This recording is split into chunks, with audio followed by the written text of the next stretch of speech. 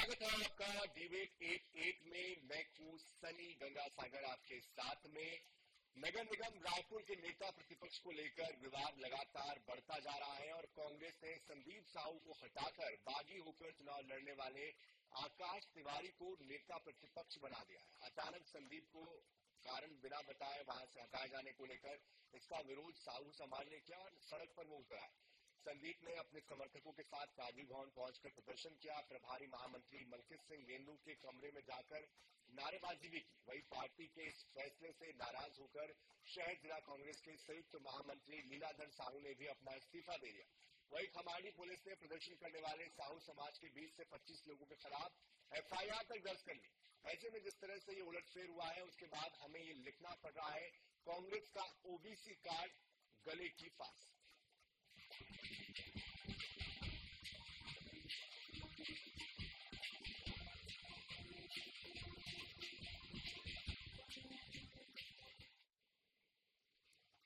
'छत्तीसगढ़ के सभी 10 नगर निगमों में कांग्रेस को करारी हार का सामना करना पड़ा। हार के बाद कांग्रेस ने नेता प्रतिपक्ष की जो सूची है वो जारी की, लेकिन रायपुर नगर निगम को लेकर जारी की गई सूची में पेट फंस गया। कांग्रेस ने पहले संदीप साहू को और फिर बाद में नई सूची जारी करते हुए संदीप साहू को हटाकर आकाश तिवारी को रायपुर नगर निगम का नेता प्रतिपक्ष बना दिया। अब साहू समाज इस बात को लेकर आक्रोशित है, नाराज है और बीजेपी भी कांग्रेस के इस निर्णय को आड़े हाथों ले रही है। क्या है ये पूरा मामला, देखिए।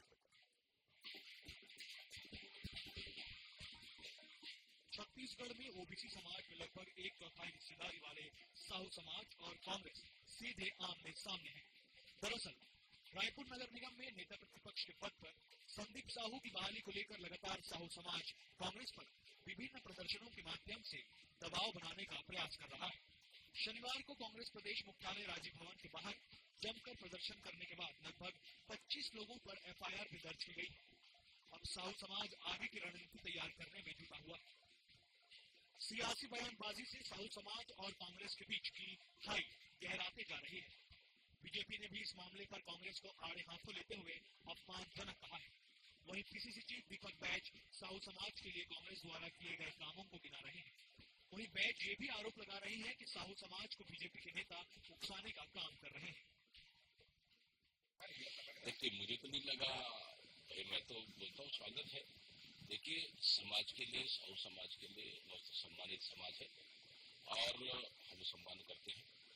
जो पार्टी का मामला है, पहला चीज। दूसरी चीज, और साहू समाज के लिए तो सबसे बड़ी लड़ाई तो कांग्रेस पार्टी और स्वयं मैं लड़ा हूँ। लोहारडी में जब 3 साहू समाज की हत्या हुई थी तो सबसे बड़ी लड़ाई हम लोग लड़े और कहीं न कहीं उसको न्याय मिला भी। देखिए, निश्चित रूप से ये एक बार नियुक्ति करने के बाद तुरंत बदल देना, ये तो अपमानजनक घटना है, अपमानजनक बात है और इसको लेकर आक्रोश होना स्वाभाविक है। इधर बैज के बयान पर साहू समाज के जिला अध्यक्ष देवदत्त साहू ने पलटवार किया। उन्होंने कहा है कि किस मुंह से दीपक बैज साहू समाज के हितैषी होने का दावा कर रहे हैं। उन्होंने साफ कहा है कि बैज बरगलाना बंद करें, संदीप साहू को वापस पद पर बहाल करें, आंदोलन खत्म हो जाएगा। तो दीपक बैज जी कृपया बरगलाना बंद करें और जो हमारा निवेदन है, जो संदीप साहू को आपने अगर किसी कारण बताया, उसको नेता प्रतिपक्ष पद से हटाया है, वापस उसको बहाल कर दे, मामला खत्म हो जाएगा। आज तक तो कांग्रेस पार्टी ने रायपुर से न विधायक, न सांसद, न महापौर के रूप में साहू समाज के किसी प्रत्याशी को पद में नहीं बैठाया है। ये अच्छा अवसर था जब आपने नेता प्रतिपक्ष पद पे संदीप साहू को बैठाया था, लेकिन बगैर किसी कारण के आपने उसको हटा दिया है। कहीं ना कहीं ये संदीप साहू का अपमान है और पूरे साहू समाज का अपमान है। छत्तीसगढ़ के पिछड़े वर्ग में सबसे अधिक आबादी साहू समाज की है। ऐसे में कोई भी राजनीतिक दल साहू समाज की नाराजगी झेलना नहीं चाहेगा, लेकिन कांग्रेस अपने ही निर्णय से इस कदर फंस चुकी है कि कई दौर की मुलाकात के बाद भी सामंजस्य नहीं बन पाया है। ऐसे में सियासी मझधार में फंसी कांग्रेस की नैया दीपक बैज किस तरह पार लगा पाते हैं, इस पर अभी भी सस्पेंस बरकरार है। स्वप्निल गौरखेड़े, INS 24/7, रायपुर। तो जिस तरह से ओबीसी प्रत्याशी को नेता प्रतिपक्ष बनाया था नगर निगम के अंदर कांग्रेस ने, शायद ये सोचा होगा कि साहू समाज को कहीं ना कहीं साधने में कामयाबी हासिल होगी लेकिन उसके बाद अचानक से फैसला बदल दिया और आकाश तिवारी को मौका दे दिया। आकाश तिवारी वो जिन्होंने कि टिकट नहीं मिलने पर निर्दलीय होकर चुनाव लड़ा और निर्दलीय चुनाव लड़कर बगावत की, पार्टी प्रत्याशी को हराया, लेकिन बाद में उनको ही पार्टी फिर से ले आती है और फिर उनको बाकायदा पद भी देती है, नेता प्रतिपक्ष का पद देती, जबकि कांग्रेस के जो पार्षद है या कांग्रेस के जो अन्य जो साथी है उनमें से अगर किसी को चुना जाता तो शायद इतना विवाद नहीं होता। तो विवाद की जो वजह है वो ये निर्णय है और इसी निर्णय पर हम बात करने जा रहे हैं और इसलिए हमें लिखना पड़ रहा है कांग्रेस का ओबीसी कार्ड गले की फांस। इस पर बात करने के लिए हमारे साथ हमारे खास मेहमान जुड़ चुके हैं, उनका परिचय आपसे करवा देते हैं। अभय नारायण राय जी प्रवक्ता कांग्रेस हमारे साथ जुड़ चुके हैं और साथ साथ हमारे साथ डॉक्टर विमल चोपड़ा प्रवक्ता भाजपा, बाबूलाल शर्मा जी वरिष्ठ पत्रकार भी हमारे साथ जुड़ चुके हैं। आप तीनों का बहुत बहुत स्वागत है। सबसे पहले मैं आना चाहता हूँ अभय नारायण राय जी आपके पास ही, आखिरकार पार्टी इस तरह के निर्णय क्यों लेती कि खुद ही अपने पैर पर कुल्हाड़ी मार ले, और फिलहाल ये जो एपिसोड चल रहा है जिस तरह से ये साहू समाज की नाराजगी आ रही है, इसको लेकर क्या समाधान है, निर्णय क्यों बदला गया? अभी दीपक भाई जी का बयान आपने आया और वो अधिकृत बयान, ये व्यक्तिगत मामला है पार्टी के अंदर तो इसका कारण होगा, इस कारण से ऐसा नहीं, क्योंकि बनाने के बाद अगर कोई ना कोई कारण तो हम सार्वजनिक, लेकिन ये भी सच है कि बनाने के पहले ही हम पता सोचना चाहिए, ज्यादा विचार करना, लेकिन कोई कारण होगा जिससे प्रदेश कांग्रेस कमेटी है और प्राइवेट यात्रा नेता प्रतिपक्ष है कि रायपुर बड़ा नगर निगम है, अफगानी का नगर निगम, वहां नेता प्रतिपक्ष है, नेता प्रतिपक्ष ऐसा यहाँ पर निगम को जानता हूँ तो सकता ही सब छोटे छोटे। आपकी आवाज हम तक ठीक से पहुंच नहीं पा रही है अभय नारायण जी, मैं वापस से आपके पास आऊंगा, मैं वापस समझने की कोशिश करूंगा कि एक बागी को आपने पार्टी में लाकर इतना बड़ा पद कैसे दे दिया, आखिर इसके पीछे की क्या वजह है, क्या राजनीतिक समीकरण है, क्या इसके पीछे भी किसी बड़े नेता का हाथ है जिसकी वजह से ये मौका उनको दिया गया। लेकिन चूंकि हमारे साथ बीजेपी से भी मुख्य प्रवक्ता बीजेपी के विमल चोपड़ा जी जुड़े हुए हैं, उनसे हम जानना चाहते हैं। विमल जी, क्या ये महज सिर्फ एक ओबीसी कार्ड के नजरिए से देखना इस फैसले को ठीक रहेगा या इसके पीछे कुछ और आप देखते हैं, बीजेपी कैसे इसको देखती है, इस पूरे जिस तरह से ये जो एपिसोड सामने आया है, जो विरोध चल रहा है इसको?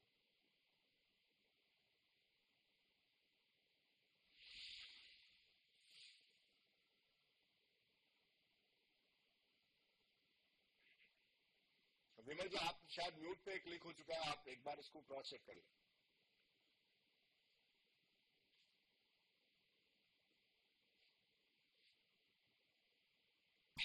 जी अपनी बात करें।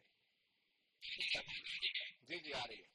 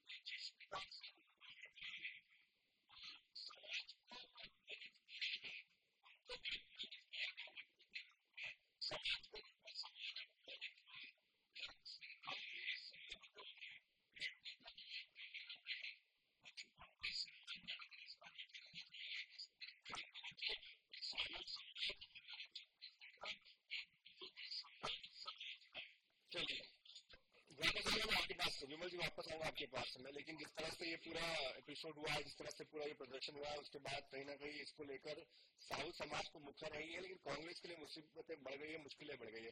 अगर नारायण जी क्या मुझे सुन पा रहे हैं? क्या रही है? अभी जी सवाल यही था कि एक बागी प्रत्याशी जो कि टिकट नहीं देने पर बागी हो जाता है, पार्टी के खिलाफ चुनाव लड़ता है, उनको आप पार्टी में वापस लेते हैं, उनको बकायदा पद से नवाजते हैं, और जिसको आपने बकायदा चुन लिया था, नाम चला गया था नगर निगम कमिश्नर के पास, कमरा अलॉट हो गया था, सब चीजें हो गई थी, उसके बाद उनको आप हटा देते हैं। इसके पीछे कोई वजह तो होनी चाहिए। और चलिए वजह आप पब्लिकली मत बताइए, लेकिन प्रत्याशी को तो बताइए। निश्चित रूप से मामला कांग्रेस एक तरह से व्यक्त ध्यान में, और इसका हल बहुत जल्दी, और जिनको हटाया जाता है वो किसी पद में भी रहे, उनको तकलीफ होती है।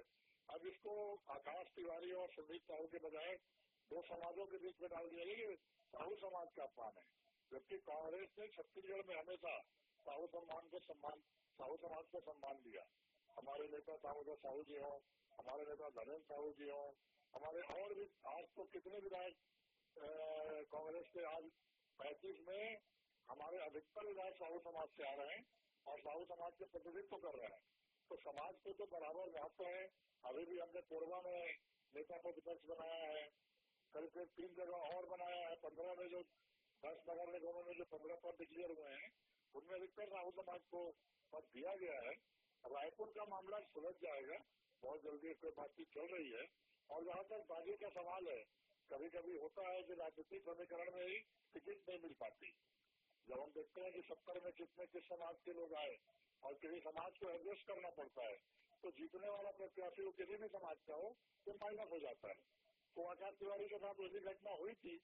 आकाश तिवारी निर्दलीय जीत के आए और आज नेतृत्व कर रहे हैं। बिना साहू जी के तो नेतृत्व कैसे करेंगे? 8 पार्षद में 8 को मिलकर चलना होगा, मिलकर लड़ाई लड़नी होगी। बिना संदीप साहू के आकाश तिवारी जी क्या करेंगे वहाँ पे? ये मामला सुलझ जाएगा, पार्टी का मामला है। अभी डॉक्टर साहब कह रहे थे कि दंत विहीन थे दामोदर साहू। अरे आप याद करिए, दुर्ग के अपने बहुत बड़े साहू समाज के नेता को जिनको अलग पार्टी बनानी पड़ी थी, दीपक साहू उनके बेटे आज कहाँ खड़े हैं। तो ये किसी को टिकट मिली, किसी को नहीं मिली, किसी को अधिकार मिला नहीं मिला, अपनी क्षमता है। दामोदर साहू आज भी हमारे राष्ट्रीय कार्यकारिणी के सदस्य भी रहे हैं, पूर्व गृह मंत्री हैं, सम्मानीय नेता हैं, और जब सांसद की टिकट देने की बारी आई तो उनको रूप जिला के महासमुंद में टिकट भी दी गई। तो साहू समाज का पूरा सम्मान है। और कांग्रेस अकेली पार्टी है जिसने बिलासपुर में माता कर्मा की जयंती बनाई, दीप जलाए, कांग्रेस कार्यालय में दीप जलाए, दीप दान किया गया माता कर्मा की जयंती के दिन। तो किसी भी समाज का सम्मान करना हम। लेकिन अभिनंदन जी, आप ठीक है सम्मान की बात करें, लेकिन जो आपका एक्शन है वो कुछ और बताता है, जिसकी वजह से बार बार ये सवाल मुझे पूछना पड़ता है कि आखिर जब नाम तय हो गया, नाम भी किसी ने तय नहीं किया, बल्कि जो आपकी समिति है पीसीसी पर्यवेक्षक प्रतिमा चंद्राकर, उनकी मौजूदगी में सभी पार्षदों के साथ मिलकर चर्चा होने के बाद उस नाम पर मुहर लगी और उसके बाद आप उनको हटा रहे हैं, तो कहीं ना कहीं तो सवाल वाजिब हो जाता है पूछना। लेकिन बाबूलाल जी बहुत देर से इंतजार कर रहे हैं, उनका मैं रुक कर लेता हूँ। बाबूलाल जी, जिस तरह से साहू समाज को साधने की कोशिश की गई थी पहले और उसके बाद एकाएक फैसला बदल दिया गया, तो क्या आप गले की फांस बन गया है कांग्रेस के लिए ये फैसला, और इसके ऊपर आगे किस तरह से राजनीति होती हुई दिखाई देती है? चल रहा है और अब मैंने कांग्रेस पार्टी के अंदर में इस तरह की बात की है कि जातिवादी जनगणना होनी चाहिए, जातिवादी बात होनी चाहिए, जातिवादी संगठन में कई तरह के प्रकार की बातें आई हैं। इस वजह से ये विवाद तो होगा ही। अगर ऐसी परिस्थितियां बनती हैं तो ये विवाद तो खड़ा होगा, और ये विवाद खड़ा हुआ। लेकिन ये भी देखना होगा कि साहू समाज के शीर्ष श्रेणी के जो नेता है उनका विरोध नहीं आया सामने, उनका संतोष सामने नहीं आया। तीसरी और चौथी पीढ़ी के जो लोग हैं उन लोगों ने विरोध किया, और विरोध किया इस बात के लिए किया कि बिल्कुल सही एक सोच है, एक बात आती है मन में कि आपने, मुझे लगता है, बड़ी चूक की है। बगैर विचार करके निर्णय करके इसमें निर्णय का आभास हो रहा है कि बगैर विचार के निर्णय दिया गया। क्योंकि जब आपने तय कर दिया कि इस व्यक्ति को नेता प्रतिपक्ष बनाया गया तो फिर उनको बने रहने देना चाहिए था, और फिर आपने कुछ दिनों के अंदर बदल दिया तो बात तो बढ़ेगी। और फिर ऐसे व्यक्ति को बना दिया जो आपका विरोध कर चुके हैं, कांग्रेस का विरोध करके लड़ चुके हैं, जीत गए तो आपके अपने हो गए। तो ये परिस्थितियां आप स्वयं निर्मित की है। आपने कहीं न कहीं बगैर सोचे समझे निर्णय लिया है, ये आभास इसके अंदर में दिखता है। और देखिए फिर महत्वाकांक्षा बहुत बड़ी मायने रखती है। जब आपने पद पे बिठा दिया तो उसकी महत्वाकांक्षाएं जाग जाती हैं, और महत्वाकांक्षाएं जागने के बाद में अगर आपने उस पद से उसको खींचा वापिस, तो निश्चित रूप से जो है दमन होता है, उसके मन में जो है एक प्रकार का रोष आता है, और वो रोष अपने मित्रों से कहता है, और उनके मित्र जो है नाराज होते हैं और वो प्रदर्शन कर रहे हैं। यही इसके अंदर दिख रहा है जो भी कुछ है। और नैतिकता का प्रसंग तो आजकल समाप्त हो गया है। जो आकाश तिवारी विरोध में लड़े, जीते, फिर आकर के उनको नेता प्रतिपक्ष का ये मिल गया, लोग कह रहे नैतिकता का प्रश्न है, तो आजकल नैतिकता का प्रश्न तो समाप्त हो चुका है। भाई ऐसे व्यक्ति को पार्टी से हटाना चाहिए, तो उसको नेता प्रतिपक्ष बनाया जा रहा बिल्कुल, है। अगला सवाल मेरा वही है अभय नारायण जी से कि भाई जिसको आपने पार्टी से निकाल दिया बगावत करने के बाद, उसको आखिर आप लोग क्यों ऐसे अंदर लेकर आते हैं, और फिर आप ही खुद ही कहते हैं कि भाई हमारी पार्टी में अनुशासन है और हम जो है ये करना चाहते हैं या वो करना चाहते हैं। ऐसे में मैसेज तो आप खुद ही गलत दे रहे हैं। जो बाकी आपके जो नेता है उनमें से भी तो आप किसी एक को बना सकते थे, आखिर आकाश तिवारी को ही क्यों? मैंने कहा जब टिकट पड़ते हैं, जब रायपुर के 70 टिकटों का फाइनल हुआ होगा नाम, तो जातिगत समीकरण के कारण कुछ युद्ध प्रत्याशी छूट जाते हैं, उनको टिकट नहीं दिया जा सकता, क्योंकि समाज को हमको एडजस्ट करना होता है। और कभी कभी तो इतनी परिस्थितियां बिगड़ आती हैं कि दोनों मानने को तैयार नहीं होते, तो दोनों लड़ते हैं वहां पे। तो इस तरह का फैसला वहां पे हुआ था। फिर आकाश तिवारी जीत के आगे, अगर पार्टी फैसला ले चुकी है, और पार्टी कोई भी फैसला बहुत विचार करके और करके लेती है, अगर उनको बनाया गया तो भी कारण था, हटाया गया तो भी कारण होगा। यही कह रहा हूँ कि कारण सार्वजनिक नहीं हो सकता। लेकिन अब ये मामला समाज से जुड़ गया, अब ये मामला समाज लड़ाई लड़ रहा है, और समाज की मान सम्मान इज्जत का काम कांग्रेस करती है। हमारे सभी बड़े नेताओं ने संज्ञान में लिया है, और आपको दिखेगा 1-2 दिन के अंदर सभी चीजों का निपटारा हो जाएगा। और साहू समाज हमेशा हमारे लिए सम्मानित रहा है, आगे भी सम्मानित रहेगा। हम जातिगत जनगणना की बात कर रहे हैं, हम 27% ओबीसी आरक्षण की बात कर रहे हैं। हमारा आरक्षण भी भारतीय जनता पार्टी ने रोका। भारतीय जनता पार्टी तो हमेशा से ओबीसी विरोधी रही है। अभी अब दिखाने के लिए वो दलित प्रेमी हो जाएगी, अल्पसंख्यक प्रेमी हो जाएगी, अभी दिखाने के लिए ओबीसी प्रेमी हो जाएगी। लेकिन हमारी तो खुली किताब रही है कि हमेशा हम उर्वरकों के साथ रहे हैं, जिनको समाज के मुख्य धारा में लाना है। और ओबीसी के लिए कांग्रेस ने बहुत काम किया है। आज हमारे सबसे बड़े नेता भूपेंद्र बघेल राष्ट्रीय महासचिव हैं, हमारे सामोदर साहू जी राष्ट्रीय कार्यकारिणी के मेंबर रह चुके हैं। तो हमेशा से मान सम्मान देने का ओबीसी को काम हुआ है। एक छोटा सा मसला है जो राजनीति में बड़ा मसला समाज के कारण बन गया है, तो इसका हल निकल चुका है। आपको इस दिन में परिणाम दिखाई देगा। चलिए, विमल चोपड़ा जी, साहू समाज को प्रतिनिधित्व देने की बात कह रहे हैं अभय नारायण जी, लेकिन इस पूरे मामले को लेकर अब बीजेपी का अगला स्टैंड क्या रहेगा? क्योंकि ठीक है, आपकी तरफ से आप भी यही कहेंगे कि हमने भी साहू समाज को प्रतिनिधित्व दिया, लेकिन साहू समाज को लेकर डिप्टी सीएम का भी बयान आया था कि हमेशा कांग्रेस ऐसा करती रही है। लेकिन क्या साहू समाज के साथ आप अब स्टैंड लेने वाले हैं कुछ उनके लिए?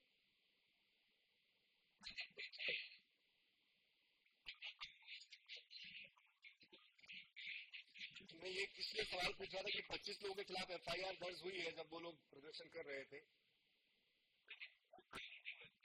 जी,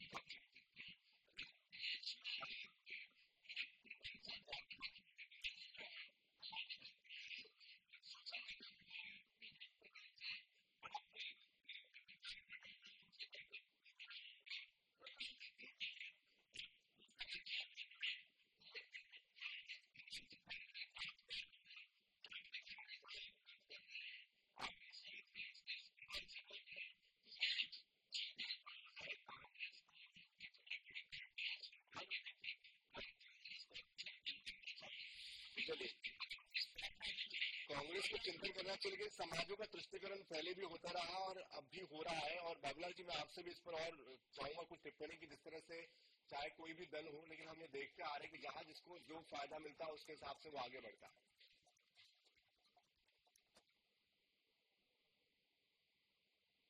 चीज में होगा, नैतिक हो वो सब बातें हैं, वो चर्चा में चलता रहेगा। लेकिन कैसे कलेक्ट होते हैं, हमारे साथ कैसे जुड़ते हैं, जो सभी पार्टियों का जो है प्रयास यही रहता है, चाहे उसके लिए किसी भी प्रकार के कोई भी साम दाम दंड भेद कोई भी प्रकार से काम करना पड़े। और ये उनका काम भी है। पार्टियां चाहेंगी भी, पार्टियां आखिर बनी हैं इसलिए बनी है कि सत्ता में आए और अपने मर्जी के मुताबिक अपने योजनाएं बनाए और सेवा करे गरीबों की, तो लोगों के पास तक पहुंच बने, कुछ ऐसा नाम हो, पार्टी बढ़े आगे, यही तो प्रयास रहता है हर पार्टी का। तो उसी कारण जो है ये बातें हुई है। लेकिन जहाँ तक कांग्रेस का प्रश्न इस मामले में है, वो कहीं न कहीं इनसे नेतृत्व चूक हुई है, इसमें कोई दो राय नहीं। कैसे हुई, क्या हुई, अंदर की बात है, वो जानेंगे, वो लोग तो अपने देखेंगे। इस आंधी को चलने के पहले रोकने का जो प्रयास होना चाहिए था, या रोक पाने की जो क्षमता होनी चाहिए नेतृत्व के अंदर में, उसकी कमी मुझे दिखाई दे रही है। फिर निर्णय में जो है, वो निर्णय में देरी करना और इस तरह का निर्णय कि उसको सहमत नहीं कर पाना, संदीप साहू को सहमत कर लेना था, उसके बाद करना था। सहमत किए बगैर जो है वो आकाश तिवारी को बना देना, जो चुनाव में एक विरोध में लड़ा था, ये एक असहजता का वातावरण जो बना है, उसके कारण साहू समाज के कुछ लोग जो है, जो इनके साथी होंगे संदीप साहू के, वो विरोध कर रहे हैं। और विरोध जो है उनका करना लाजमी भी है, क्योंकि बिल्कुल जाहिर सी बात है, विरोध का आगे समाधान का निकलता है ये देखना होगा, कि दबाव में आकर नाम फिर से बदला जाएगा, ये भी देखना होगा। बहरहाल आप तीनों का बहुत शुक्रिया हमारे साथ जुड़ने के लिए। अभिनारायण जी आपका भी, विनोद चोपड़ा जी आपका, बाबूलाल शर्मा जी आपका बहुत बहुत शुक्रिया।